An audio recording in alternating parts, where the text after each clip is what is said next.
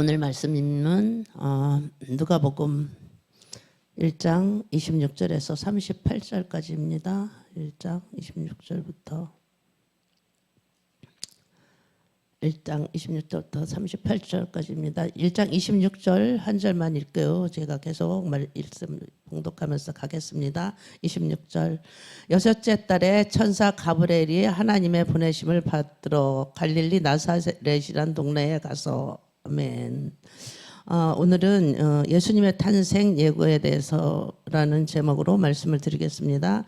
여섯째 달에 엘리사벳이 수태한 지 여섯째 달이라고 된 때 이렇게라고 말씀을 하고 있어요. 여섯째 달에 천사 가브리엘이 나타났어요. 천사 가브리엘이 하나님의 보내심을 받아 갈릴리 나사렛이라는 동네 가서 요셉과 정혼한 마리아 그 처녀에게 나타난 거예요. 그리고 하나님의 기쁜 소식을 전하게 되었어요. 이를 수태고지라고 부릅니다. 하나님은 엘리사벳이 6개월 앞서서 세례 요한을 이적적으로 수태하게 만들었어요. 근데 마리아가 당할 일을 엄청 큰 사건이잖아요. 그러니까 하나님이 하신 일이라는 것을 마리아에게 알려주기 위하려고 준비시킨 거예요. 너희 친척 엘리사벳도 나이가 들어서 임신하지 않았느냐 이렇게 말씀을 하셨거든요. 그래서 그것을 제시함으로 말미암아 아마 마리아가 성령 잉태도 믿음으로 받아들이게 되는 거예요. 후에 마리아가 엘리사벳을 찾아갔을 때 엘리사벳은 먼저 알고 주의 모친이 내게 방문하신 것이 어찌미뇨 이렇게 먼저 엘리사벳이 알아본 거예요. 그래서 더욱 믿음을 갖게 된 거예요. 나는 아무한테도 말을 안 했는데 어떻게 알았지? 이렇게 생각이 드는 거죠. 하나님이 알려주셨구나 라는 것을 알게 된 거예요. 하나님은 우리 주변에 믿음으로 승리하는 자의 샘플을 믿음으로 활용하는 것을 기뻐하세요. 저 사람들 지금도 마찬가지로 하나님의 성령의 음성을 듣고 미리 그 사람에게 이렇게 될 것이란 것을 알려줄 수도 있고 그런 거를 또 미리 이야기를 하는 사람들도 있어요. 27절에 보니까 다윗의 자손 요셉이라 하는 사랑과 정혼한 처녀에게 이르니 그 처녀의 이름은 마리아라 그랬어요. 이 마리아도 요셉처럼 다윗의 자손이에요. 이로써 그리스도를 완전하게 다윗의 후손이 되게 하신 것입니다. 주님이 실상은 남자여 없이 나셨기 때문에 다윗의 후손이 안 된다고 이렇게 주장하는 사람들도 있을 거라는 걸 미리 알고 그런 일이 생기지 않게 마리아가 다윗의 후손이 되게 하신 것입니다. 다윗의 후손은 바로 왕통으로 오셨기 때문에 그 왕족이라는 것을 의미하는 거예요. 정혼한 처녀에게 오신 주님, 정혼은 이미 법적으로 아내와 남편이 됐다는 거예요. 이들의 문화에서는 미리 약혼식을 하고 또 결혼식을 하고 그때 이미 법적으로 호적을 하게 돼 있는 거예요. 그래서 그들은 2번 결혼식을 하는 거나 마찬가지라 그래요. 우리나라도 예전에 지금은 약혼식을 잘 안 하지만 예전에는 약혼식을 꼭 했어요. 저도 약혼식을 하고 결혼식을 하고 그랬어요. 이렇게 요셉에게 내 아내 데려오기를 두려워 말라 이렇게 말한 거예요. 호적 등록도 여행도 함께 갈 수 있도록 하나님께서 이미 다 미리 다 해놓으신 거예요. 정혼한 마리아는 법적으로 다윗의 후손이 되었고 그러나 처녀일 때에 임신됨으로 하나님의 신성과 또 원죄로부터 차단되었던 것이죠. 28절에 보니까 그에게 들어가 가로되 은혜를 받은 자여 평안할지어다 주께서 너와 함께 하신도다 이렇게 말씀을 하셨어요. 은혜 받은 자요. 얼마나 이 말이 너무 평안을 줬을 것 같아요. 우리에게 나타나가지고 은혜 받은 자요 이렇게 하나님 말씀하신다면 우리가 얼마나 기쁘겠어요. 하나님께서 마리아를 쓰시려고 전부터 은혜를 베풀어 주셨어요.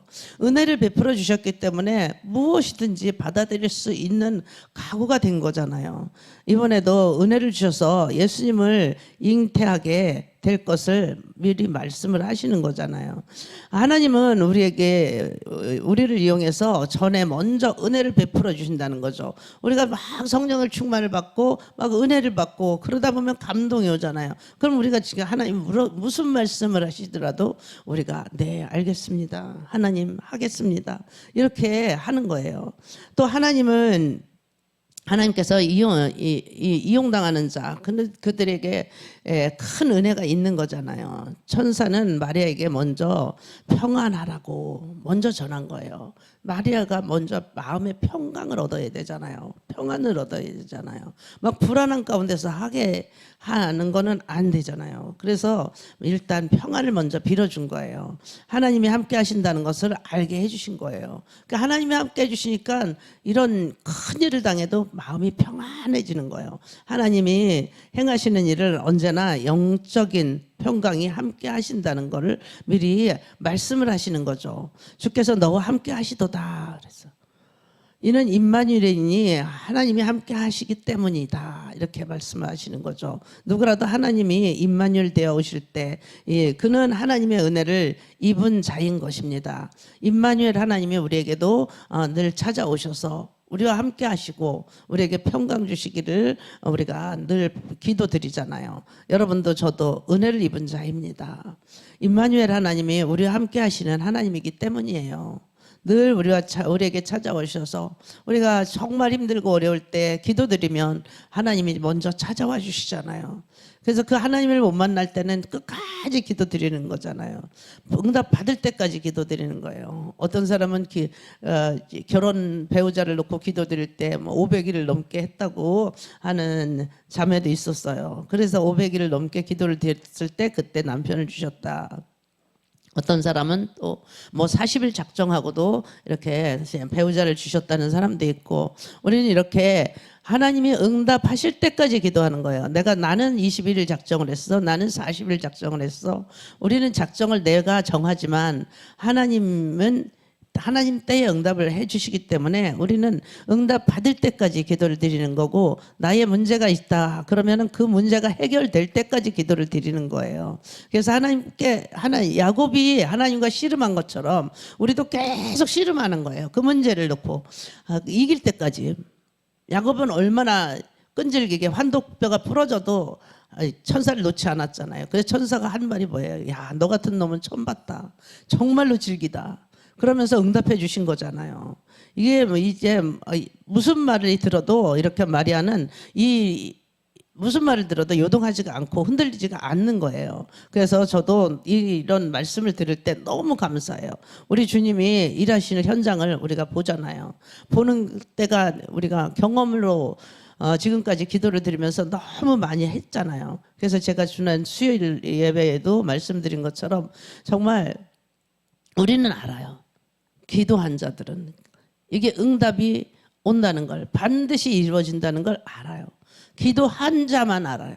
끝까지 기도를 드려야 돼요. 기도를 하다 말다 그러면 그 사람은 응답을 받을 것을 생각지도 말아야 돼요. 응답은 언제 오냐? 끝까지 기도할 때. 와서 내가 교회에 와서도 정말 열심히 기도를 드려야 돼요.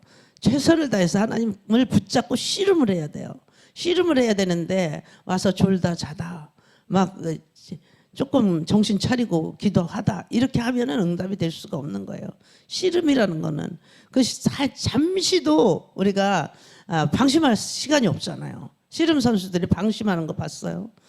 언제 공격을 해야 되나, 언제 저 사람이 쳐들어올지 방어도 해야 되고 공격도 해야 되고 얼마나 긴장감이 넘쳐요. 우리는 늘 그런 자세로 기도를 드려야 되는 거예요. 전투태세를 갖추고. 우리가 마귀들이 언제 어느 때 나를 공격할지 모르잖아요. 마귀들은 틈만 있으면 들어오니까 그 틈을 보이지 않고 우리가 하나님과 씨름을 하는 거잖아요.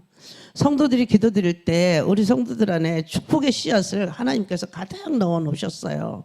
여러분이 그 씨를 뿌려야 되는 거예요. 하나님은 씨앗을 우리에게 주신 거예요. 열매를 주신 게 아니에요. 그리고 자랄 수 있게 말씀 먹고 기도드리고 그 열매를 맺게 하시는 그 하나님께 감사드리며 순종의 삶을 여러분들이 살으셔야 되는 거죠.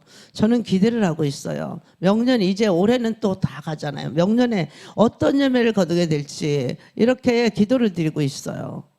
여러분들이 모두가 보배롭고 존귀한 하나님의 자녀이기에 열심히 중보기도로 또 저는 돕고 있는 거예요. 제 기도도 드리지만 또 나라와 민족을 위해서도 요즘에는 많이 기도를 드려요. 요즘 여러분들이 가장 시급한 문제는 또 나라와 민족을 위해서 빼놓지 않고 기도를 드려야 되는 거예요. 국가가 없으면 국민이 있을 수가 없어요. 나라가 평안해야 돼요. 나라가 잘 살아야 돼요. 나만 개인이 잘 살 수가 없어요. 국가가 있어야 국가가 이렇게 선진국에 있어야 다른 나라에 가도 우리를 인정해 주는 거예요. 우리나라에 과거에 외국에 나가면 인정 안 해줬잖아요. 우리나라 사람들. 근데 지금은 어때요? 한국 사람이라면 다 돈 많은 줄 알고 외국에 나가면 무조건 한국 사람은 돈이 많은 줄 안대요. 그래서 우리 목사님도 태국에 가서 교회를 건축할 때 그 건축을 해주니까 다른 사람들도 와서 우리도 해달라고.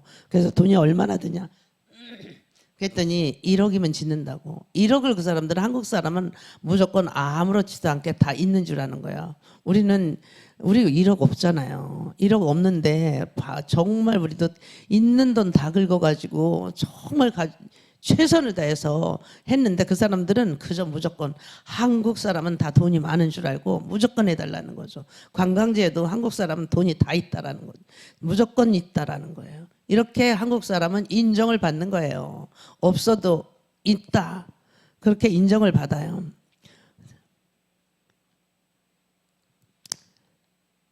뜻밖의 천사들이 29절에 처녀가 그 말을 듣고 놀라 이런 인사가 어찌미냐 생각하는데 뜻밖의 천사가 나타났어요. 인사하고 말을 듣고 마리아가 대단히 놀랐어요. 그런데 또 그 인사말이 무슨 뜻인가 하고 생각을 하게 되었어요. 생각을 하게 됐는데 마리아는 신령한 생각을 많이 한 여인이었어요. 천사가 인사할 때 그냥 넘어가지 않아요. 그것이 무슨 뜻인가 생각하는 거예요. 누가복음 2장 19절에도 마리아는 이 모든 말을 마음에 지켜 생각하니라 라고 말을 했어요. 이처럼 마리아는 모든 일에 대해서 항상 깊이 생각했던 그런 사람이에요. 1장 30절에 보니까 천사가 알려 가로되 마리아야 무서워 말라 내가 하나님의 은혜를 얻었느니라 이렇게 말씀을 합니다. 천사들이 인사를 듣고 무서워하는 마리아에게 무서워 말라고 위로하고 안심을 시켜주는 거예요. 하나님께서 갑자기 무엇을 하라 혹은 멈춰라 이렇게 말할 때도 있어요. 그때 우리는 무서워할 수도 있어요. 갑자기 나타나서 그런다면 무서울 수도 있고 두려울 수도 있잖아요. 하지만 하나님은 우리에게 복을 주시려는 거예요. 예배 드리세요. 예배. 신경 쓰여요. 하지만 하나님은 우리에게 복을 주신다고 말씀을 하십니다. 내가 하나님께 은혜를 받은 자, 은혜를 얻은 자라고 말하는 거예요. 하나님을 의지하게 하나님께서는 말씀하시는 거예요. 하나님을 의지해라. 31절에 보니까 보라 내가 수태하여 아들을 낳으리니 그 이름을 예수라 하라. 이름까지 다 말씀해 주시는 거예요. 이것은 마리아를 통해서 그리스도가 나실 것을 말한 거예요. 마태복음 1장 21절에 보니까 예수는 자기 백성을 저희 죄에서 구원한다라는 뜻이라고 말씀하고 있어요. 1장 32절에 보니까 저가 큰 자가 되고 지극히 높으신 이를 이 아들을 이끌은 것이요 또 하나님께서 그 조상 다윗의 위를 저에게 주시리니 그래서 저가 큰 자가 된대요. 그리고 예수님이 창조자 하나님이시잖아요. 그분이 사람의 몸을 입고 오신 거예요. 지극히 높으신 이의 아들 마리아의 잉태한 예수님을 지극히 높으신 하나님의 아들이다. 그렇게 말씀을 하시는 거죠. 하나님은 선지자를 통하여서 그리스도께서 다윗의 후손으로 오실 것을 이미 말씀을 하셨어요. 33절에 보니까 영원히 야곱의 집에 왕노릇 하실 것이며 그 나라가 무궁하리라. 야곱의 집에 택함 받은 이스라엘 나라를 가리키는 거예요. 이스라엘. 예수님이 그리스도는 영적 이스라엘의 왕으로 그들을 통치하는 영원토록 하는 통치하도록 그런 영원토록 계속될 것이라는 것을 알려준 거예요. 그래서 이스라엘이 지금도 계속 유지되고 있는 거잖아요. 34절에 보니까 마리아가 천사에게 말하되 나는 사내를 알지 못하니 어찌 일이 있으리요. 이렇게 말씀을 물어보는 거예요. 사내를 알지 못하는데 내가 남자와 동침한 일이 없다는 뜻이죠.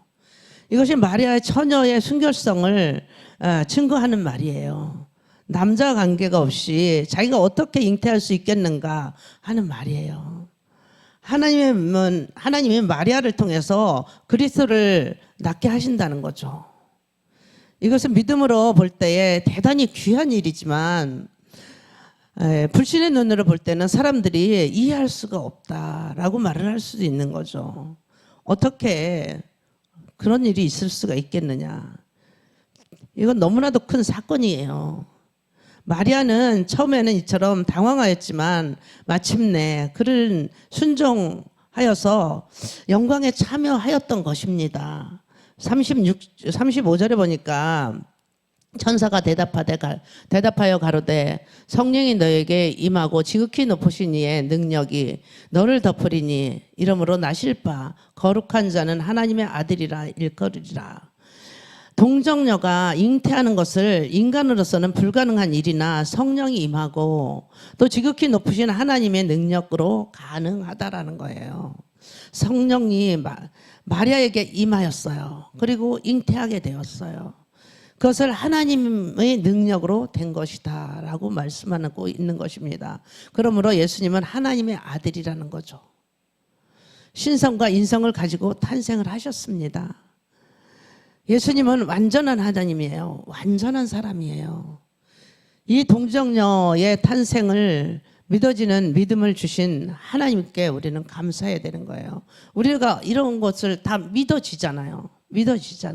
36절에 보니까 보라 내 친척 엘리사벳도 늙어서 아들을 배었으니 본래 수태하지 못한다 하던 이가 이미 6달이 되었나니 그래서 천사가 마리아에게 하나님의 능력으로 예수님을 잉태될 수 있는 증거로 수태하지 못하는 엘리사벳도 그 친척이잖아요. 엘리사벳도 하나님의 능력으로 잉태한 사실을 말해주는 거예요. 엘리사벳이 지금까지 수태하지 못했다고. 근데 이제 늙어서 인간으로서 생각하기에 도저히 아이를 낳을 수가 없는데 하나님의 능력으로 잉태하여서 6달이 되었어. 이렇게 천사가 가르쳐 주는 거예요. 이와 같이 마리아도 초자연적으로 하나님의 능력으로 예수님을 잉태할 것을 확실히 깨닫도록 천사가 말해준 것입니다. 하나님은 이처럼 우리의 믿음을 도우시기 위하여서 주변의 여러 가지 상황들을 통하여서 우리에게 가르쳐 주실 때가 있어요. 우리의 확신이 부족하잖아요. 그럼 우리의 믿음이 부족할 때 우리 주변에서 정말로 믿음으로 승리한 사람들 그런 것들을 우리가 많이 볼 수 있잖아요. 그런 역사적으로도 그런 확신들을 우리가 역사적으로 보면서 우리가 그런 확신을 가질 수가 있는 거예요. 1장 37절에 보니까 대저 하나님의 모든 말씀은 능치 못하심이 없느니라. 하나님 말씀하신 것은 반드시 성취된다는 뜻으로 이 말씀을 한 거예요. 하나님이 한번 말씀해 놓고 하나님의 만능으로 모든 것을 다 성취하실 수가 있다라는 것을 보여주시는 거죠. 38절에 보니까 마리아가 가로되 주여 계집종이오니 말씀대로 내게 이루어지이다 하며 천사가 떠나니라 그랬어. 이미 마리아는 담대하게 하나님의 뜻이 자기에게 이루어질 것을 수용한 거예요. 받아들인 거예요. 얼마나 큰 믿음입니까? 이 말을 간단히 말해서 대단히 귀한 믿음에서 나온 거예요. 우리는 이렇게 받아들일 수가 있어야 되는 거예요. 그냥 그 말씀 그대로 순종하는 거예요. 주의 계집종이오니 마리아가 지극히 겸손했어요. 주의 종이 자리에 있으니까 하나님의 크신 뜻 그대로 움직이겠다라는 거죠. 이것이 바로 신앙이에요. 우리가 이렇게 믿으면 온전히 신앙 고백을 드린 것처럼 마리아의 신앙 고백이에요. 이게 말씀대로 내게 이루어지이다. 말씀이 이루어지는 거예요. 마리아는 자기의 몸과 생명을 하나님께 맡기고 전적으로 순복하게 되었어요. 마리아는 하나님의 능력을 믿었고 자기처럼 비천한 사람에게도 하나님의 능력 주시면 놀라운 일이 생길 수 있음을 확실히 믿은 겁니다. 당시에 약혼한 처녀가 잉태하면 돌로 맞아 죽어요. 돌로 쳐서 죽이는 그런 법이 있었어요. 그러나 마리아는 하나님의 구원 역사를 이루기 위해서 이 모든 것을 하나님께 맡기고 하나님 말씀하신 대로 순종을 한 거예요. 마리아에게 이런 믿음이 있었기 때문에 하나님께서 그에게 예수님을 잉태케 하신 거죠. 마리아는 하나님의 구원 역사를 위해서 당하게 될 오해와 고통과 또 이런 비방을 어떤 사람들이 알아봐요. 얼마나 비방을 하겠어요. 아픔을 다 견뎌야 하는 그것들을 다 감내해야 되는 거잖아요. 하나님 말씀이 그에게 피동되면서 되기를 소원하면서 그는 그 모든 것들을 다 받아들였어요. 그래서 이렇게 마리아는 믿음대로 그냥 하나님 말씀하신 대로 자기에게 이루어질 것을 온전히 고백을 한 거예요.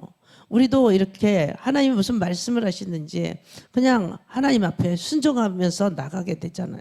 그러면 하나님이 얼마나 기뻐하시는가 우리 알잖아요. 그래서 우리는 늘 기도를 드려야 되고 하나님 뜻을 받들어서 살아가야 되는 거예요. 하나님의 영광을 위해서 우리가 날마다 살아가시기를 주의 이름으로 축원합니다. 기도드리시겠습니다. 하나님 아버지 감사합니다. 하나님 마리아에게 이런 믿음이 있었기 때문에 하나님께서 그에게 예수님을 잉태케 하신 것을 우리가 배웠습니다. 하나님 마리아는 하나님의 구원 역사를 위해서 자기가 당하게 될 모든 오해와 고통과 비방과 그런 아픔을 다 감내하면서라도 하나님의 말씀이 피동되기를 소원하였던 것입니다. 하나님, 우리도 힘들고 어려울 때라도 어떤 고통을 당할 때라도 주님의 말씀이 이루어지는 것을 우리가 받아들이게 하여 주시옵시고 하나님의 뜻에 순종하는 그런 삶을 살아가게 하여 주시옵소서. 우리가 때를 얻든지 못 얻든지 주님의 영광을 위해서 살아가게 해 주시옵시고 우리가 하나님 앞에 온전히 기도드릴 때 주님의 을 붙잡고 끝까지 씨름을 하는 그런 삶을 살 수 있도록 하나님 역사하여 주시옵소서. 날마다 감사가 우리 입술에서 떠나지 않게 하여 주시고 하나님의 사랑 안에서 우리가 살아갈 수 있도록 하나님 축복하여 주시옵소서. 감사드리며 예수님의 이름으로 기도드렸사옵나이다. 아멘.